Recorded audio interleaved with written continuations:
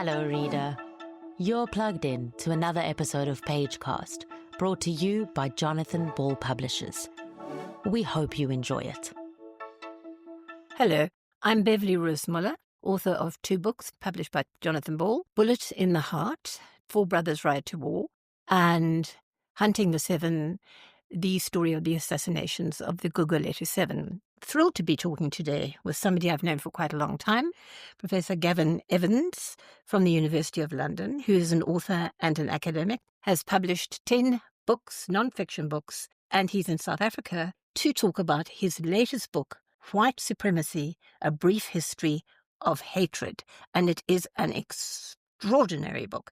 I've never seen anything that has such a difficult history compacted in such an accessible way. I thought it was a really wonderful read and an essential one today. So welcome, Gavin. Oh, thank you very much, Beverley.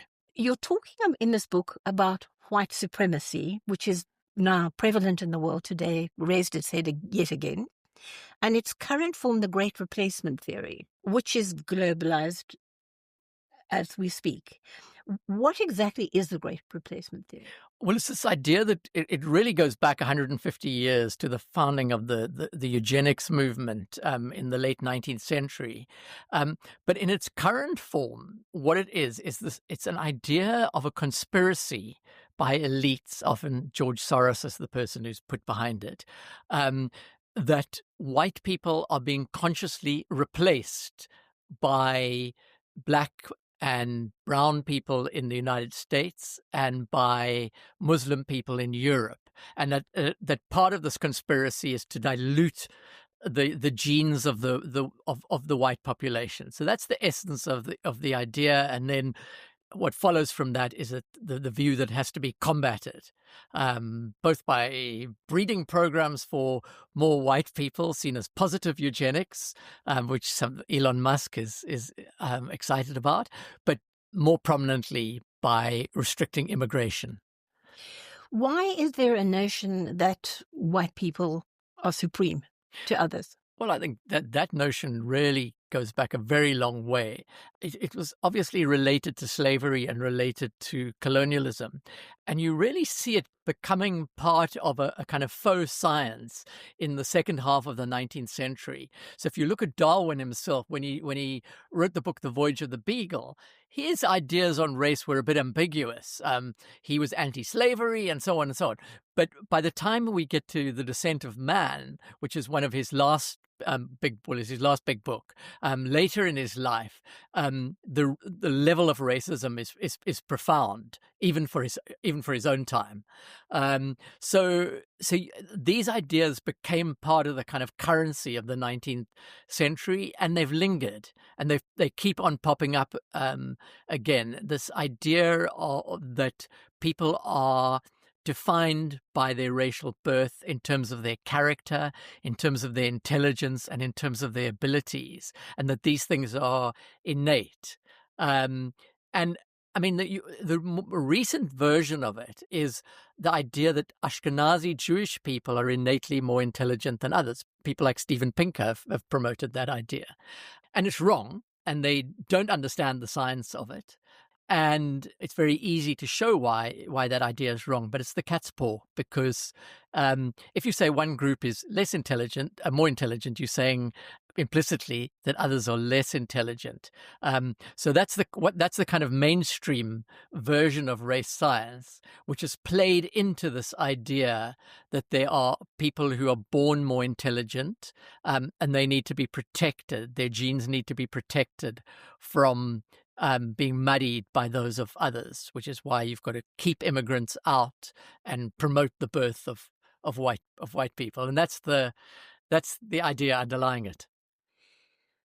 You are actively involved in the Royal Institute's Challenging Pseudoscience group. Now, one of the problems that we have today is that in the internet particularly, and we'll get to the alt-right in a moment, it's easy to disseminate ideas that are false. And as a matter of fact, many books and theories over the years, even recent years that I can remember, have been based on completely false science. But the problem is that once this myth gets out, like the whole false story of vaccines cause autism, once it's out there, it's very difficult to it and bring it back in again. How do you challenge that? Well, okay, so I mean, on that one, it's very interesting. Just to divert there, the idea that the MMR vaccine caused autism, many people believed this because it was being promoted very vigorously on the emerging web, and people who went in for that became anti-vax as soon as COVID came. Went down a rabbit hole, many of them. So you got someone like Naomi Wolf, who was a feminist writer who advised 2 presidents of the United States, who was a prominent liberal. She goes down this conspiratorial rabbit hole and comes out of it a full-on alt-writer who's on the podcasts of Steve Bannon, opposes abortion legalization and so on. That's happened with quite a few people. It's the idea that there's a conspiracy out there relating to vaccines can lead to even more dangerous territory. Now, how to combat it, you've got to push out constantly, explain why this is wrong, be in the media, contradict claims that are made on online sites. And one's not always winning, but I think one has to make the effort because you do need to challenge these ideas. And publish a book like White Supremacy, which is a pushback against in a very, very easy to read form about exactly how and why they're wrong. I was actually quite shocked to read some of the things about people that people like Churchill had said. I had not realized. A lot of people don't understand what alt-right is. If you could explain that and who exactly is getting into that. Yeah, the alt-right's a kind of convenient term. It just means the alternative right. And the alternative is that the previous right were kind of skinhead Nazis who marched around and beat people up. Well, that still happens. But the alt-right were web-based. And a lot of them were based on message board sites. Probably the most prominent of those is one called 4chan. So I, as part of the research of this book, went into 4chan and actually my wife Margie said, you've actually got to spend some time there. I would spend like every day an hour on the worst part of 4chan, which is their poll tab. And the material there was so vile, the level of misogyny, the level of neo-Nazi and actually just straight Nazi hatred, the level of white supremacist ideas and the language that was used, that I needed a rest after a week. It was just getting too much. So that's where this stuff brews. And the terrible thing is that lots of young men are attracted to these sites. They like doing the trolling. They like to trigger people they don't like. They like to own the libs, as they call it, own the liberals. And so they go from 4chan and then go and troll on more mainstream sites like Twitter, like Facebook, and so on. So that's what's meant by the alt-right. The problem with this is that although some of them may be a little mentally disturbed and although some of them might, sit in a room and never have any social life, some of them actually do go out and perform mass shootings. And one of the things that you do in the book, White Supremacy, is you do give time to some of the victims. You start off with a very specific one. And you have an absolutely terrifying chapter in terms of grief called, 8 killers, 202 bodies of men who fit this exact scenario, who have actually access to guns. And that's the thing. You need a number of things to happen.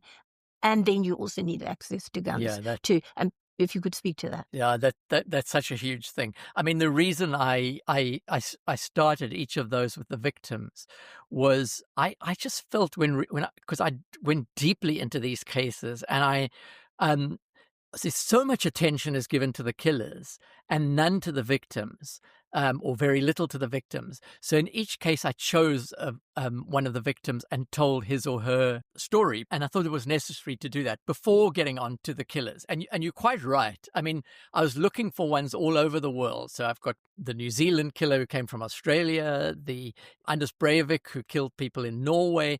I was looking for one in Britain. And the only one I could find was Thomas Meyer, who was a big fan of apartheid South Africa, he killed a Labour Party MP, and he got a stolen gun. He managed to get a stolen shotgun, and that's how he got a gun. But he only killed one person. When you've got semi-automatic rifles, you can kill lots of people. So the first case I've got is a young man who was 19 at the time called Peyton Gendron in upstate New York. He gunned down and killed 10 black people at a supermarket. And he was someone who had been radicalized on 4chan, taken the ideas of white supremacy, including from some of these more mainstream advocates of race science that he cited in his manifesto. Now, you mentioned South Africa. You were an activist during the apartheid years, and I think last time I saw you were in Lusaka. Yeah. Back in the day. I want to just naturally talk about the issue of farm murders and what's going on at the moment about with some whites, a few Afrikaners, by no means the majority, who are claiming, that they are under threat. Can you talk to that? Yes. So it's become South Africa's become a kind of cause célèbre of the alt-right internationally. In fact, 3 of the mass killers that I focus on in the book wrote extensively about South Africa and their support for apartheid. In the case of Anders Breivik, he had a whole chapter on South Africa, citing various South African bloggers who were claiming kind of white genocide, that idea. So it's become Tucker Carlson, who's a big supporter of Trump, had a huge following on Fox until he was fired from there. He's been someone who's not only pushed the whole great replacement idea, but has pushed the South African issue. So it's become a big issue internationally. It's convenient for the international alt-right because it seems to aid their cause. But as to what they're talking about, it really is nonsense. And I looked at all the research on this. I mean, every farm murder is terrible, but the number of farm murders has declined. So over the last 15 years, there's been a decline year by year in the number of farm murders, and those are not killed by people who've got a political grievance. They are by criminals who have access to guns. So it's terrible. What the farm murders are terrible, but it's not white genocide. Whites are actually much less likely to be murdered than any other population group in South Africa. And there's not been mass expropriation, which is the other thing, of land. I mean, I think still the figures of land distribution are whites own something like 70% of the land. So, if anything, the land division doesn't aid the kind of idea of a genocide of white people or white farmers, and they've been compensated at market rate.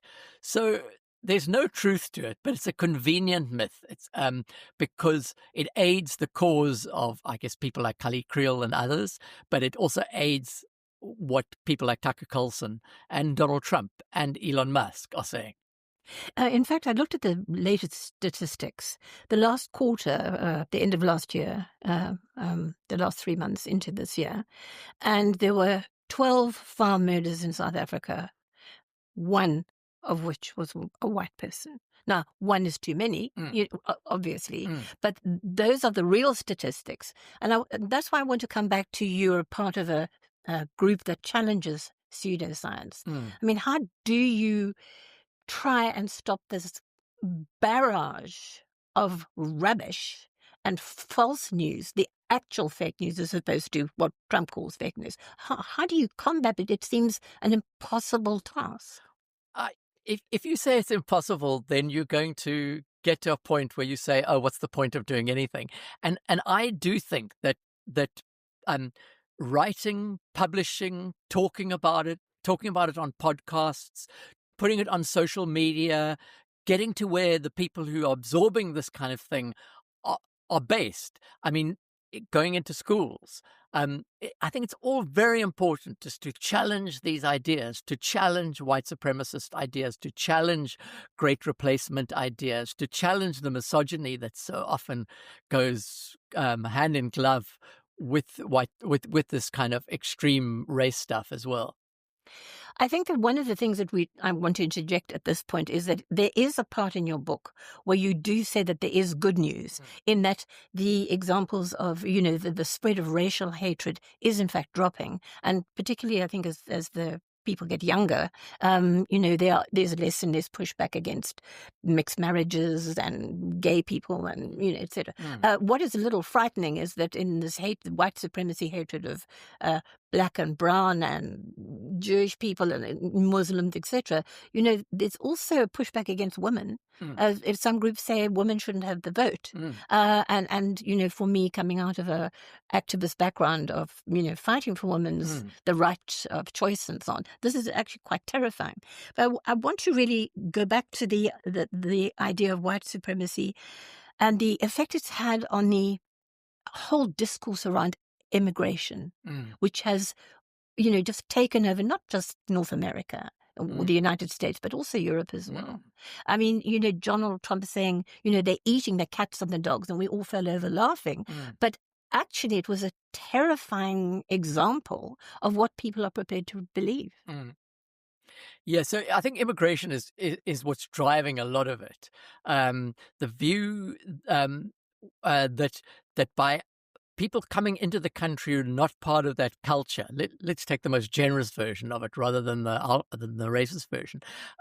They need to be stopped. That we're being swamped, and in Europe it's mainly focused on Muslims. In America, it's mainly focused on Hispanic people, but also on Black people. And this idea of replacement, this idea that the genetic stock is being muddied, comes into that. And so the reality of immigration is that the entire West and also Southeast Asia really need it, because the birth rate to replace the population, just to keep an even level population, needs to be 2.1 per woman. I mean, I don't know how someone can have 0.1 of a child, but you know what I mean. So 2.1 per woman. Now, throughout none of the countries in Europe are even close to 2. Even those who've gone to great efforts to encourage women to have more birth, like Hungary, a right-wing country which has said, look, we need to have native Hungarians being born. They've made only a minuscule difference. It's even worse in places like South Korea and Japan, where they're below 1. So they're not replacing their population. And the obvious answer is immigration. But immigration goes against these kind of nativist fantasies that people have.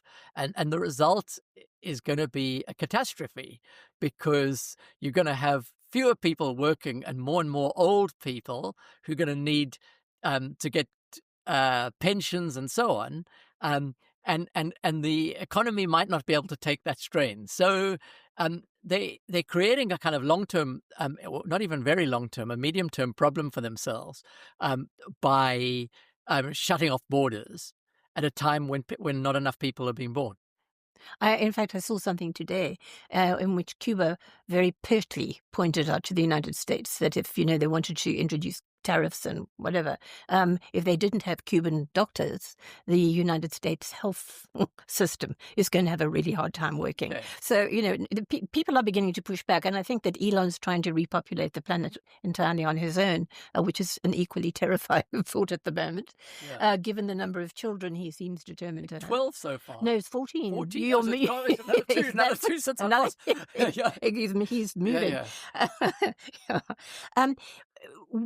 In your book, you say that these sort of disgruntled, disaffected white men who sit in rooms and read the alt-right, there are certain things that need to be in place for them then to enact these tragedies, the mass killings. You point out that, a lot of it blame is put in by conservatives saying, oh, well, they're mentally disturbed. Well, and you quite rightly point out that millions of people are mentally disturbed and they don't pick up a gun and go out and, kill as many people as they can find. So there's certain factors that need to be in place for this to be able to happen. Yeah. And you mentioned that after the tragedies that you talk about in your book, in places like New Zealand, Australia, England, that stronger gun laws are brought in. But in the United States, that's not a possibility. Well, the United States, I mean, it's a bizarre interpretation of a constitutional amendment that gives militias rights to arm themselves, and that is interpreted that everybody should be able to buy an AK-47 and do what they want. So it is bizarre, but the National Rifle Association has immense power, and people don't want to oppose that. So I think, as you said, there are three things that are crucial in terms of producing these killers. I mean, the one, I think, if you're going to be going out and killing lots of people, you're going to have a few things wrong in your brain, or your mind anyway. The second is that you've got to find places where where this hate develops, places like 4chan, which is still on the ClearNet. And the third thing is you've got to have a way of putting that into practice, and that means being able to buy guns without any restrictions. And all of those exist in the United States. So in other countries, first of all, Australia had a mass killing and they cracked down on gun ownership. Now New Zealand have done the same thing. Britain had a mass killing in a school, and they basically banned handguns. You can, if you're a farmer, you can have a shotgun. That's it. But the United States hasn't, and is unlikely to, for a very long time at least, to do that. So I mean, it's likely that these killings will continue. Some years ago, I spoke to the author Lionel Shriver about a wonderful book, We Need to Talk About Kevin, which was a mass killing in a school. And I said something to her that you hadn't known, which is South Africa is a country with which millions of unlicensed weapons, and yet we've never had one. Yeah, when I was looking to see whether there were any kind of outright mass murderers, there were a few, like about I think in about 2001, somewhere around there. But despite all the rhetoric, that hasn't happened, which is interesting. And it says something about the country. I'm just not exactly sure what it says, but that there's availability of guns. There are people with crazy ideas, and yet they're not going on mass shootings like they do in the United States and some other parts of the world which are focused on. Well, and I think also you have to have a kind of a particular ideology, like white supremacy, or an alternative to that, something else, where, and people spurring you on to say, to encourage you to basically go out and do that. I mean, everything that is being said by the alt-right at the moment really stokes that fire. And in a way is a taunt, what to young people who follow them, what are you going to do about this catastrophe of immigration and all these people who shouldn't, this idea, the notion, and all of them are from immigrants themselves, but that doesn't seem to filter in. It's particularly with young men. I mean, these message board sites are overwhelmingly populated by young men. And I mean, if we look, for example, at the recent German elections, the far-right party, a lot of support from young men, but not much from young women. The left-wing party had a lot of support from young women, but not much from young men. And a similar thing could be seen with voting for Trump, where far fewer young women proportionately voted for Trump than young men. So there's this kind of gap. And what I thought with the young men, at least in the United States, there's the sense that they have of that they've been disempowered, and they're used to dominating, and they're used to being the king of the household because their fathers were and their grandfathers were, and they no longer have that position and can't take that. And I think some of that it's driving some of that resentment that channels them into platforms like 4chan, and some of them end up the ones who buy rifles and kill people. Is that what we should be most worried about? What do you think we should be most worried about by the rise of this movement? I think there are a lot of things to be worried about. I think that the mainstreaming of a version of race science is very worrying, because it gives a legitimacy for other forms of race science. People might think, oh, well, everybody knows Jews are smart, but actually the evidence of that is that before the Second World War, the average Ashkenazi Jewish IQs in America were below average. So it's simply a cultural thing, and it's related to abstraction and being exposed to abstraction that IQ scores are about. But so this idea that one group is innately more intelligent really does drive the idea that other groups are less intelligent, and I think that's becoming more and more mainstream, and that worries me. As so there's that, and then the young men and places like 4chan, and those are the things that I think really need to be challenged. And I'm also really concerned about the language that is used. The kind of, the language that Donald Trump uses about immigrants being barbarians and rapists and killers, and so, amping up that kind of language.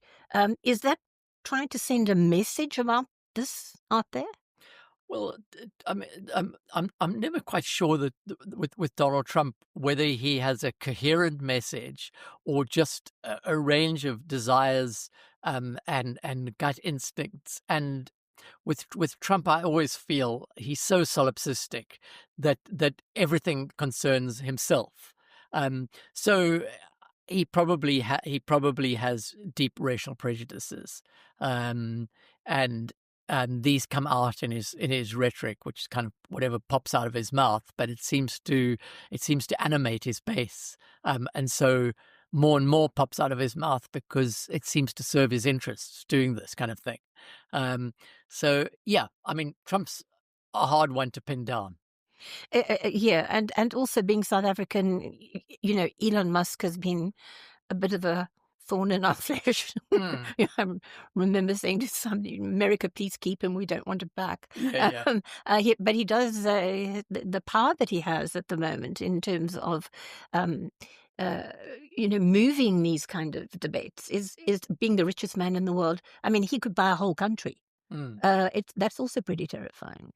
Yeah, he has immense power, but also the fact that Mark Zuckerberg has bent the knee to Trump, and others of the sort of technical side of the computer world, people like Peter Thiel, who actually grew up in Swakopmund in the apartheid days when it was heavily populated by Nazis and former Nazis. So there is this link. But I mean, on the other hand, there are lots of South Africans who are living in different countries who take the opposite view. So I don't think we can put too much on their origins. But yeah, I mean, people like Elon Musk, immense power at the moment, and someone who's a person who's deeply damaged, I think, by his childhood, and deeply immature as well, but has immense power. I thank you, Gavin. It's been fascinating talking to you as always. And by the way, I remember your boxing book, Dancing Shoes That's Dead, one of my favorite ever. As we all puzzle at events happening right now in 2025, when we ask the questions, though, how did we get here? Why is this suddenly happening? And so on. After all, the world's civil and human rights struggles, it seems that we're going sort of backwards, but, there seems to be some indication that, in fact, there's hope. Your explanation is clearly and masterfully laid out in an easily digestible form in this profoundly important, quite short book, easy to read. For anyone who wants to understand the long road of how we got here and where it might go, I cannot recommend White Supremacy by Gavin Evans highly enough. It is published by Jonathan Ball. Thank you so much. Thanks very much, Beverley. Thank you for listening to this episode of Pagecast, brought to you by Jonathan Ball Publishers. Did you love what you heard? Don't just stop at the stories. Buy the books. Visit your favorite bookstore to grab your next read. And remember to subscribe, share, and join us again next week for more fascinating conversations. Until then, happy reading.